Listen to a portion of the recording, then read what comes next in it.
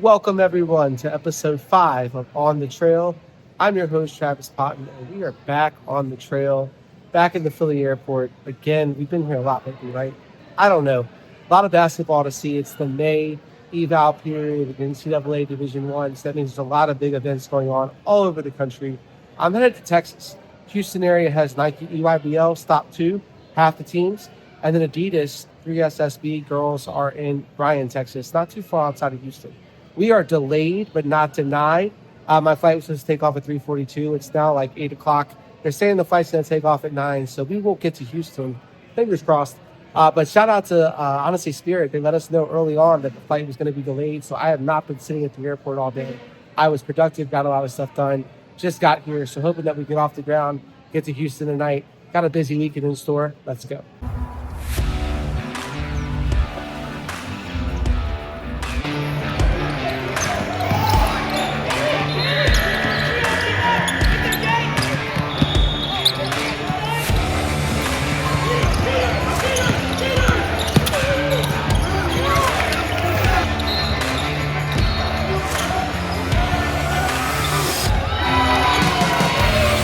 All right, good morning from Texas here in Houston. And oh my gosh, I am a first timer. This is a Buc-ee's, ladies and gentlemen.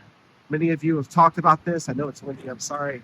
Many of you have talked about Buc-ee's. You told me about Buc-ee's. I know about Buc-ee's, and now I'm about to experience it for the first time in Houston. I cannot wait to grab a sandwich, some kind of breakfast, I don't know.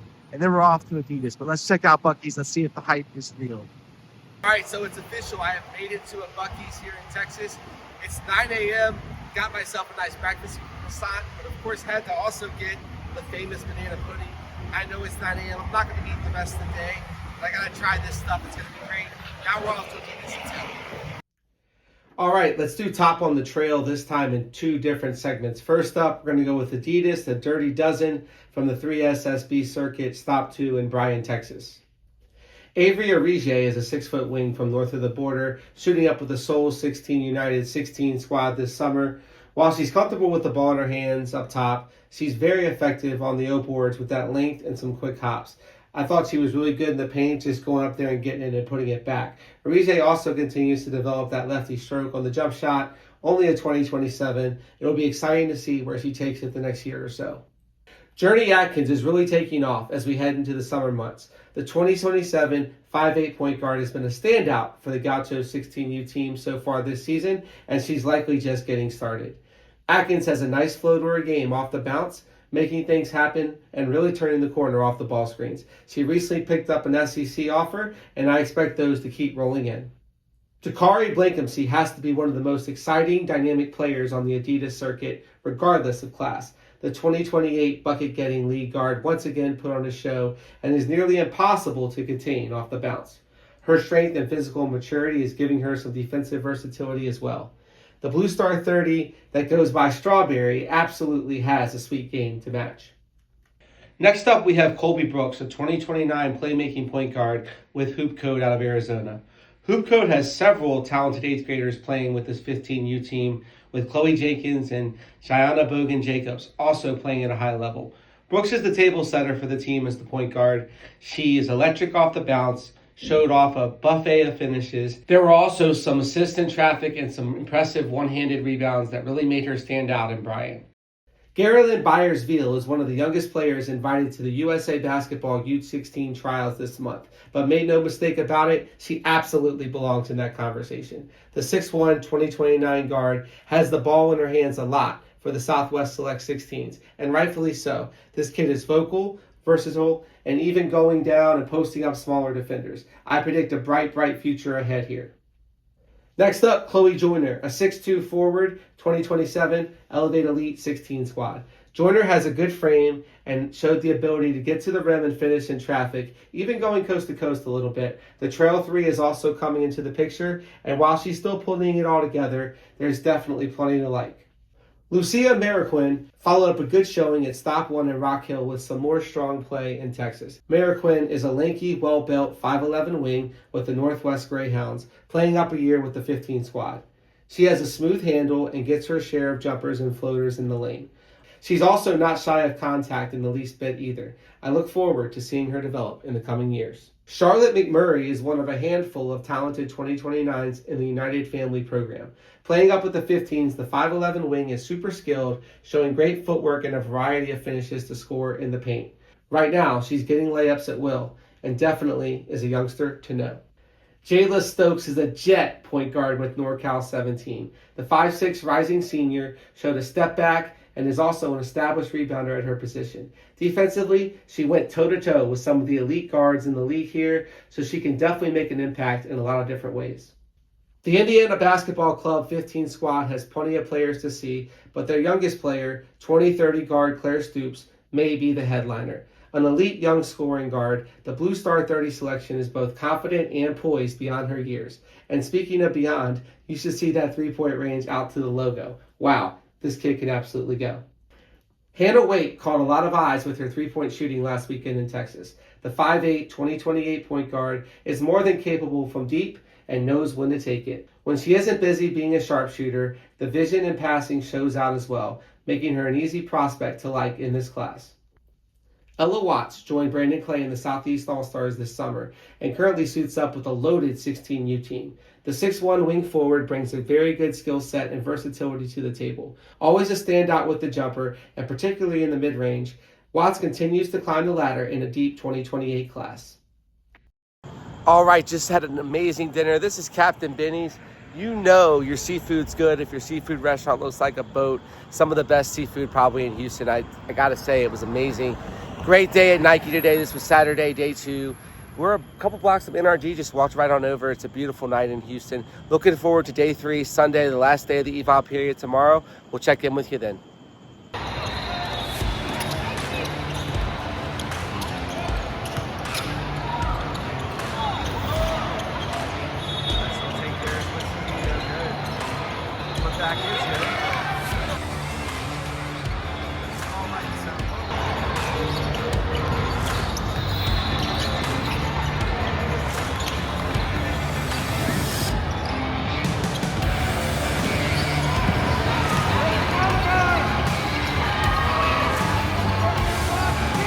So people are always wondering, they're always asking, where do you go to look to find that next big thing, that young player who hasn't made it to high school yet, that diamond in the rough that nobody knows about? Well, this is Court 37 behind me. This is the last time I saw the day here at Clash of the Clubs. Found 2 undefeated 2029 teams. Teams that win games usually have good players, right? So we're going to check these guys out, see who they got. Let's take it now to Top on the Trail, Part 2. This is from Houston, Clash of the Clubs, Nike EYBL Stop 2. 2 rules I gave myself here. Number 1, I focused in on the Nike EYBL teams that were not at Boo Williams, the teams that were in Phoenix that I did not get to see yet.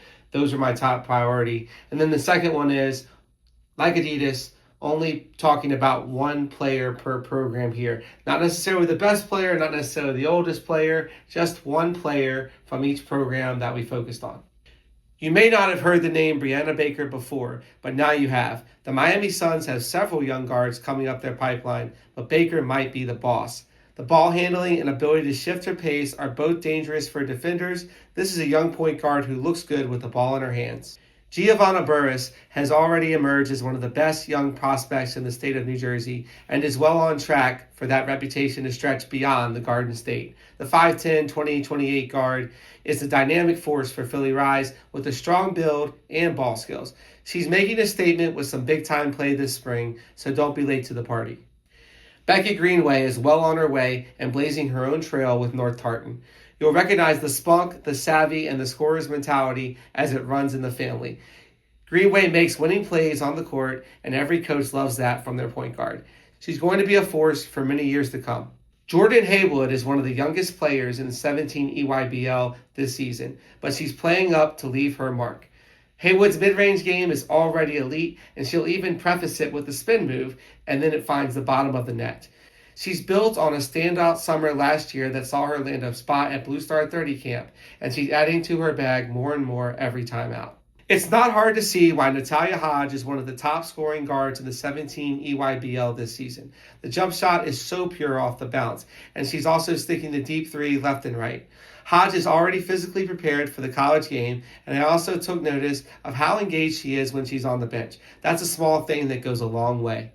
Cy-Fair Elite is a program that knows all about producing elite point guards, and they likely have their next star in 2030, Jordan Lee. Playing 2 years up with the 15 EYBL team, Lee showed her ability to hit the gas and explode right past defenders. The court vision and three-point shooting are also ahead of schedule for a 7th grader. Lee is an alpha out there on the court and also shows herself to be a good teammate, which is an underrated trait. No one is going to miss Tiffany Moore out there on the court. At 6'2", she's getting your attention amongst the other 7th graders. Moore is running down ball handlers in transition to swat away shots already, and she's getting in there and boxing out for O-boards too. I expect more big things from the young post out of the Carolina Flames. I want to take a second to introduce the basketball world to Alexis Parker. This kid is a 2031 playing up for Pro Skills 13 Junior EYBL, but she's already 6'1" and has the build of a high schooler. You see her taking turnaround fadeaway jump shots in the post and facing up with a smooth attack, and it's just the wow factor for me. Remember this name, Alexis Parker. Presley Powell was a stock riser this spring, her last year on the Nike circuit with Drive Nation. The stocky wing forward can power through some contact off the bounce, and she's also welcoming physicality on the defensive end. She's really improved the three-point shot too, and D1 coaches are taking notice. Look out, everyone. We have another Samuel sister cruising down the tracks. Cadence, Candace, and now Kaylin. Yes, Kaylin Samuels. She's already 6 feet tall, making plays and rocking the trademark Samuel space buns. Yes, I had to Google what that was. But I cannot wait to see Kaylin develop and do her thing on the EYBL circuit for Team Takeover. It feels like Sydney Savory has been a household name in girls basketball for a while now, and yet the 2027 Power Guard still has a ton of hoops ahead. Savory is the leader for a mostly younger Michigan crossover 17 EYBL squad, but she's just fine in that role. The energy, effort, and body language combine with the skill and production nicely, leading us to the player she has become. Another youngster to know is the Tennessee Flight's Austin Strange. A 6'2", 20-30 post, Strange is closing out to shooters on the perimeter very well already at her age, and offensively she's keeping it high, putting it in the basket. Her dad is a former D1 hooper, standing at 6'5", so it's safe to say she's on her way up in more ways than one.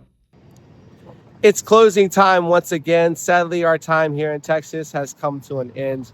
What a great weekend it was, hitting Brian for Adidas Stop 2, coming down here to Houston for Clash of the Clubs and Nike Stop 2. Saw a lot of great young talent, some talent we had not seen before, some players who have leveled their game up since last year, everything in between.